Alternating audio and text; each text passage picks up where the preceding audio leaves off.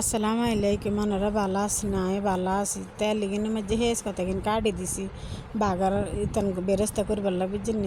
হরে হালিমি গেনে রেখেছি ভিজে থুই রেখেছি বেরেস্তা কিনে টিস্যু পেপার একখানের মধ্যে লইয়ে লেছিল গরু গোস্তি কিনের মধ্যে মশলা দিয়ে দিছি।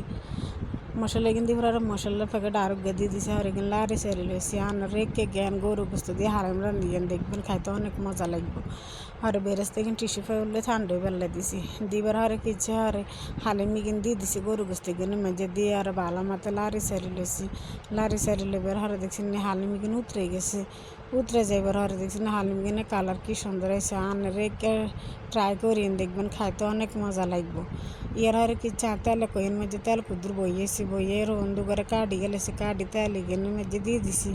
ইগেনের হরে ভালো মতো কুদুর হালকা লাল করে এলেছি লাল করে কিছু হালিমি ইগেনের মধ্যে দিয়ে দিছি বা আন রেখে দিয়েন বুঝিনি খাইতে অনেক মজা লাগবে। হরে গিন দিবার হরে ভালো মতো লাড়ি সারি লেছি আর উতরে গেছে আর কিছু হরে গিনে ঠান্ডা পর আর কিছু আমি ইগেনের উপরে দিয়ে হালকা বেরেস্তা কুদুর সিন্ডি দিছি আন রেখে রাঁধিয়ে দেখবেন খাইতে অনেক মজা ওকে। আল্লাহ হাফেজ।